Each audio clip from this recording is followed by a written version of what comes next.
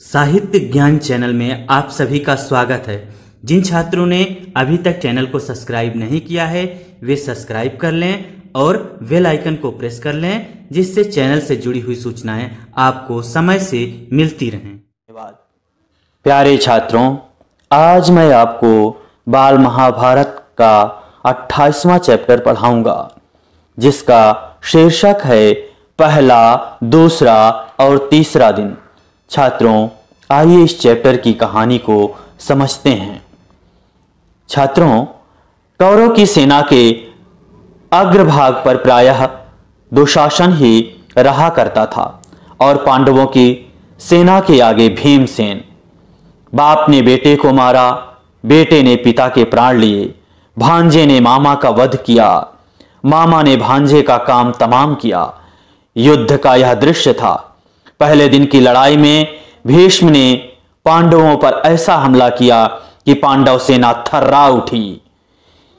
युधिष्ठिर के मन में भय छा गया। दुर्योधन आनंद के कारण झूमता हुआ दिखाई दिया। पांडव घबराहट के मारे श्री कृष्ण के पास गए। श्री कृष्ण युधिष्ठिर और पांडव सेना का धीरज बढ़ाने लगे।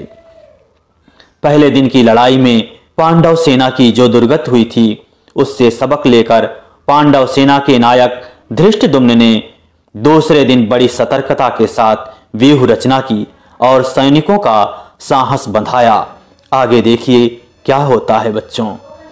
सारी कौरव सेना में 3 ही ऐसे वीर थे जो अर्जुन का मुकाबला कर सकते थे, भीष्म, द्रोण और कर्ण। सारे कौरव वीरों को अपना प्रतिरोध करते हुए देखकर अर्जुन ने अपना गांडीव हाथ में लेकर इस कुशलता से युद्ध किया कि कौरव सेना के महारथी देखकर दंग रह गए। कौरव सेना के जितने भी महारथी थे, बहादुर योद्धा थे, वो देख करके दंग रह जाते हैं, आश्चर्यचकित रह जाते हैं। भीष्म ने अर्जुन पर जोरों से हमला कर दिया। इस प्रकार अर्जुन और भीष्म के बीच बड़ी देर तक युद्ध होता रहा, फिर भी हार जीत का कोई निर्णय ना हो सका। एक ओर यह अद्भुत युद्ध हो रहा था तो दूसरी ओर द्रुपद का पुत्र धृष्टद्युम्न, जो द्रोणाचार्य का जन्म से बैरी था, आचार्य के साथ युद्धरत था। सात्यकी द्वारा छोड़े गए एक बाण ने भीष्म के सारथी को मार गिराया।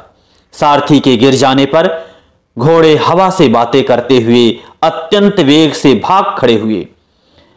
इससे कौरव सेना में बड़ी तबाही मची। सब कौरव वीर पश्चिम की ओर देख देखकर यह मनाने लगे कि अब सूर्यास्त हो और युद्ध बंद हो, ताकि इस तबाही से मुक्ति मिले। सूर्य अस्त हुआ, संध्या हुई और युद्ध बंद हुआ। पहले दिन की लड़ाई के बाद पांडवों में जो आतंक छाया हुआ था, वह दूसरे दिन के युद्ध का अंत होने के बाद कौरवों के मन पर छा गया। तीसरे दिन दोनों सेनाओं की व्यूह रचना हो जाने के बाद दोनों पक्ष फिर से युद्ध में लग गए, एक दूसरे पर हमला करने लगे।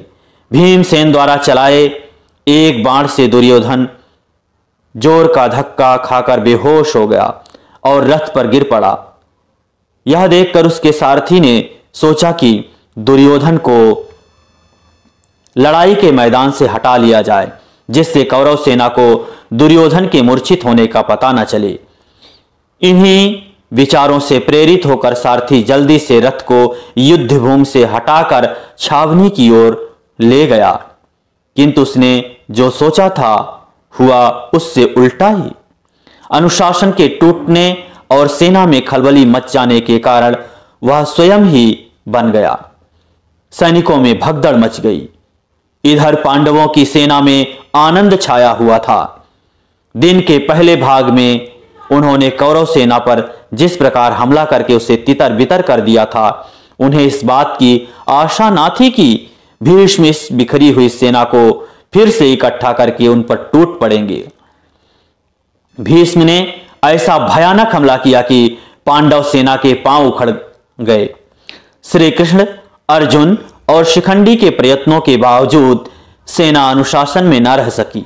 भीष्म के छोड़े गए कई बाण अर्जुन और श्री कृष्ण के शरीर पर लग ही गए।